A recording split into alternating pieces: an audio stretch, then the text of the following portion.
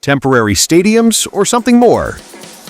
Around the world, there are and have been stadiums built entirely or partly as temporary structures.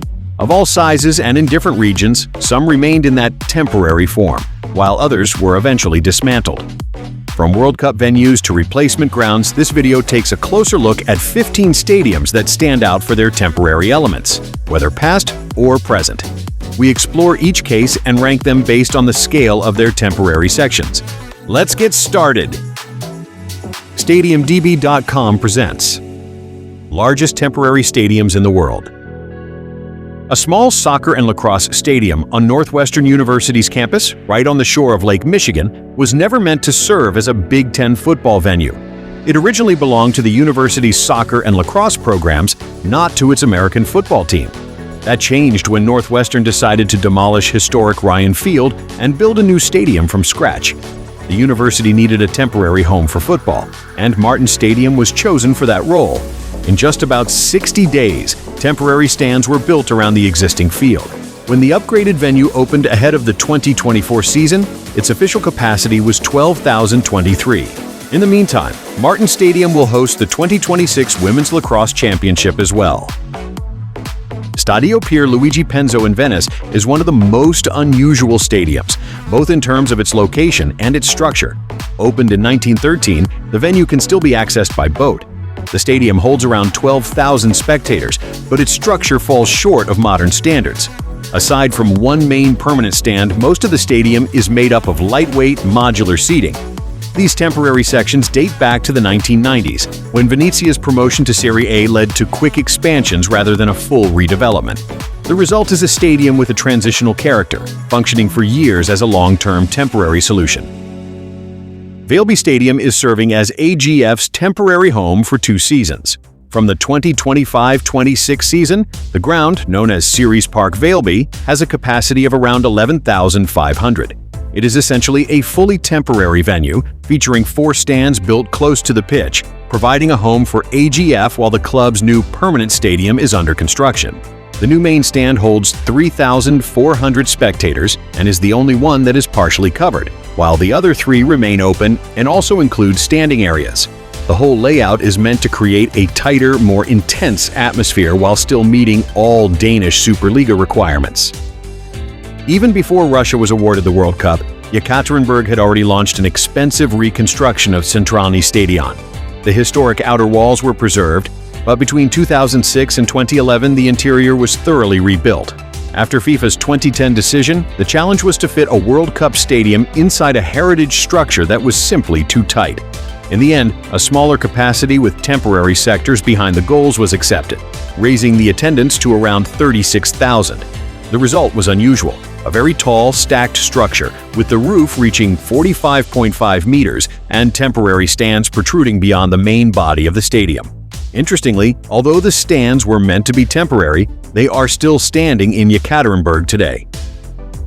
Unipol Domus is, in essence, an entirely temporary stadium rather than just a temporary expansion added to a permanent venue. After the closure of the old Santalia, Cagliari moved the same modular stands several times before assembling a new ground from them in 2017 on the parking site next to the former stadium. The arena was built in less than 4 months, cost around 8 million euros, and initially held just over 16,200 spectators. After the corners were filled in, the capacity rose to 16,412. To this day, it continues to serve as Cagliari's main home ground.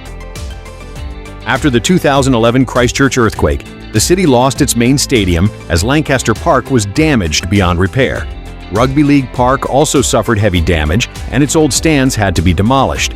That is why the ground was quickly rebuilt and expanded into a temporary replacement venue for Christchurch. From March 2012, it operated with a capacity of 17,104, with room for further expansion for major events.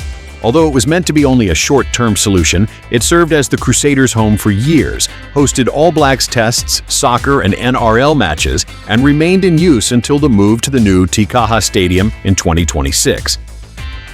BMO Field was designed primarily for soccer, but thanks to movable seating sections behind the goals, it can also be adapted for Canadian football. Ahead of the 2026 World Cup, it appeared to be one of the least prepared venues in the tournament in terms of capacity. That expansion was made possible through the addition of temporary stands, something BMO Field had already been designed to accommodate. A similar solution had also been used there before for major events. As a result, the stadium was expanded to 45,736 seats for the 2026 World Cup. The biggest change was in the seating bowl itself. A total of 17,756 seats were added, including around 10,000 in the north and 7,000 in the south. If you do not want to be just a temporary spectator, hit subscribe and join our Stadium family. It costs nothing, and it really helps us grow this channel. Thanks. Química Arena came into being only because the 2014 World Cup opened the door for Corinthians to build a new stadium. Although from the very beginning the project was accompanied by delays, disputes over financing, and major controversy. Before the tournament, huge temporary stands were installed in the north and south ends, along with additional sections in the eastern part of the stadium. Altogether, they provided around 19,822 extra seats. After the tournament, dismantling began almost immediately, and the stadium returned to its usual 49,000 seats. Ibercaja Stadio is a fully temporary stadium built for Real Zaragoza for 2 seasons, allowing the club to play away from Lena-Arena while its historic home is completely rebuilt for the 2030 World Cup. The venue was erected in the northern part of the city on the former Expo parking site and consists of 4 freestanding metal stands with an unmistakably provisional character. The stadium holds around 20,000 spectators and has no roof over any of the stands. Its main stand on the western side includes the VIP area and press facilities, supported by additional functions housed in a separate service building. The entire venue was built very quickly, only 6 months. Lena-Arena was one of the most unusual temporary stadiums in Europe because it was created solely so that Fortuna could complete 3 league matches while its main stadium was occupied by Eurovision 2011. The name Lena-Arena was given in honor of the winner of the 2010 Eurovision Song Contest for Germany, while the venue's official sponsored name was Air Berlin World. The venue was built next to Fortuna's arena in less than 50 days for around 2.8 million euros. After only a few weeks of use, the stadium was dismantled at the end of May 2011. Chase Stadium in Fort Lauderdale is one of the most distinctive examples of a modern stadium with a temporary character. The venue was built at an accelerated pace as an interim solution for Inter Miami, before the club moves to its permanent stadium in Miami. From the design stage, a modular construction concept allowed the stadium to be completed in just a few months. The stands are almost entirely prefabricated and structurally independent, meaning they can be easily expanded, modified, or even dismantled. The result is a functional venue with a clearly temporary nature. Alexander Stadium had grown in stages over the years, but its real transformation only came ahead of the 2022 Commonwealth Games. That was when the older stands on the bends and on the eastern side were removed and replaced with a new permanent stadium configuration for 18,000 spectators.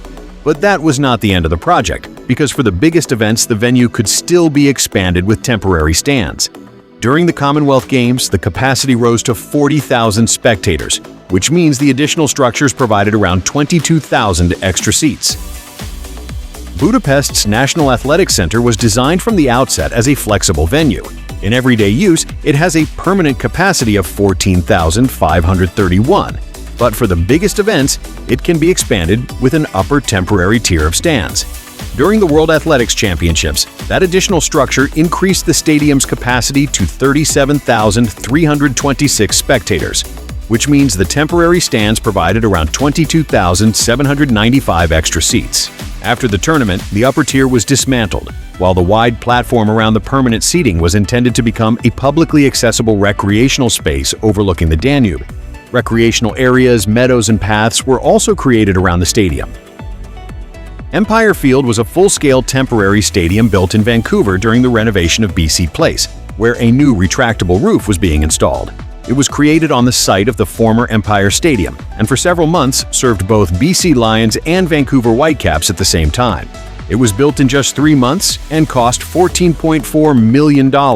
It had more than 20,000 covered seats, suites, floodlighting, and artificial turf. After completing its mission at the end of 2011, it was dismantled.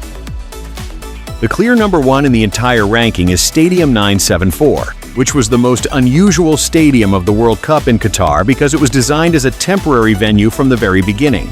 The arena stood on an artificially prepared waterfront site in Ras Abu Abud, Doha, held 44,089 spectators, and was the first planned temporary stadium in FIFA World Cup history.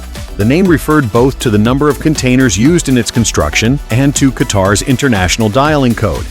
From the outside, the stadium looks like a huge, colorful structure made of building blocks, and the whole design is a deliberate nod to the port character of this part of Doha.